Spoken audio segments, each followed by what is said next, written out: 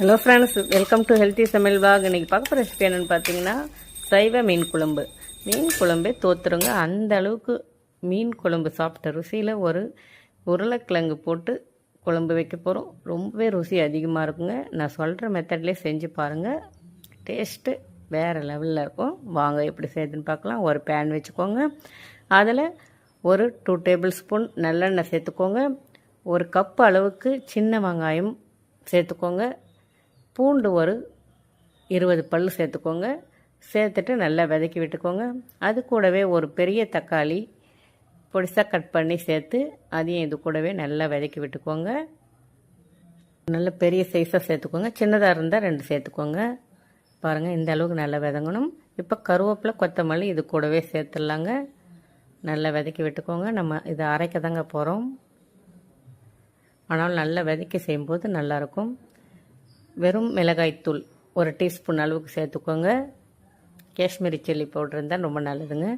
தனியாத்தூள் ஒரு டீஸ்பூன் அளவுக்கு சேர்த்துக்கோங்க. சேர்த்துட்டு நல்லா ஒரு முறை மிக்ஸ் பண்ணி வதக்கி விட்டுக்கோங்க. நல்லா மிக்ஸ் பண்ணி வச்சுங்க. இப்போ இதை ஆற வச்சிடலாம். ஆற வச்சு மிக்ஸி ஜாரில் சேர்த்து அரைச்சிக்கணும் வந்துடலாங்க. கொஞ்சமாக தண்ணி சேர்த்து அரைச்சிக்கோங்க.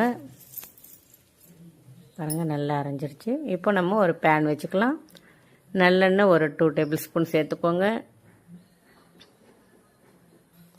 இப்போ கடுகு உளுத்தம் பருப்பு சேர்த்துக்கோங்க. ஒரு 1/2 டீஸ்பூன் அளவுக்கு கடுகு உளுத்தம் பருப்பு, 1/4 டீஸ்பூன் அளவுக்கு சீரகம் சேர்த்துக்கோங்க.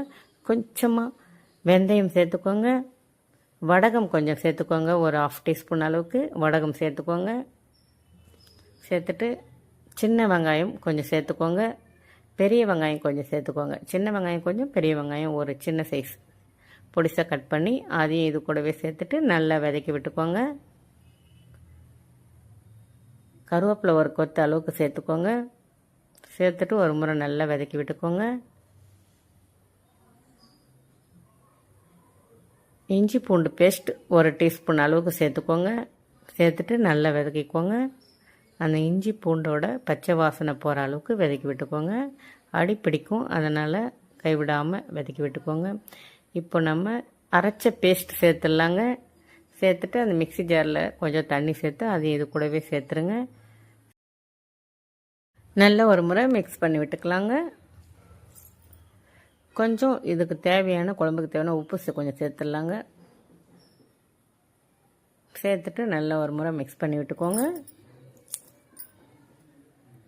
இப்போ ஹோம்மேட் மிளகாய்த்தூள் ஒரு டேபிள் ஸ்பூன் சேர்த்துக்கோங்க. கொஞ்சம் தண்ணி சேர்த்துடலாங்க. சேர்த்துட்டு நல்ல ஒரு முறை மிக்ஸ் பண்ணி விடுங்க. இது கொஞ்சம் நல்லா கொதி வரட்டுங்க. ஒரு 5 மினிட்ஸ் அப்படியே கொதிக்கட்டும். பாருங்கள், நல்லா கொதி வர ஆரம்பிச்சிருச்சு. இப்போ நம்ம ஊற வச்சுருக்கிற புளியை கரைச்சி வடிகட்டி இது கூட சேர்த்துடலாங்க. ஒரு லெமன் சைஸ் அளவுக்கு புளி இருந்தால் போதுங்க. சேர்த்துட்டு நல்லா ஒரு முறை மிக்ஸ் பண்ணி விட்டுக்கோங்க. ஒரு 5 நிமிஷம் மறுபடியும் நல்லா கொதி வந்திருக்கு பாருங்கள். அந்த புளியோட பச்சை வாசனைலாம் போகணும். இப்போ நம்ம உருளைக்கிழங்கு பொடிசாக கட் பண்ணி இது கூடவே சேர்த்துடலாங்க. கத்திரிக்காவாக இருந்தாலும் பரவாயில்லைங்க, இது கூடவே சேர்த்துக்கலாம். கத்திரிக்காய், முருங்கைக்காய் ரொம்பவே நல்லாயிருக்கும். இதே மெத்தடில் செஞ்சு பாருங்க. ஆனால் சேர்த்துட்டு ஒரு மூடி வைங்க. அந்த கிழங்கு வேகணும்.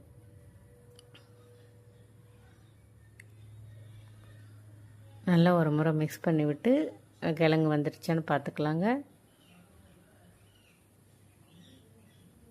நல்லா வெந்திருக்கு பாருங்கள், மாவு மாதிரி இருக்குது. அவ்வளவுதாங்க, நம்ம குழம்பு ரெடி ஆயிடுச்சு. நல்லா ஒரு முறை மிக்ஸ் பண்ணிக்கோங்க.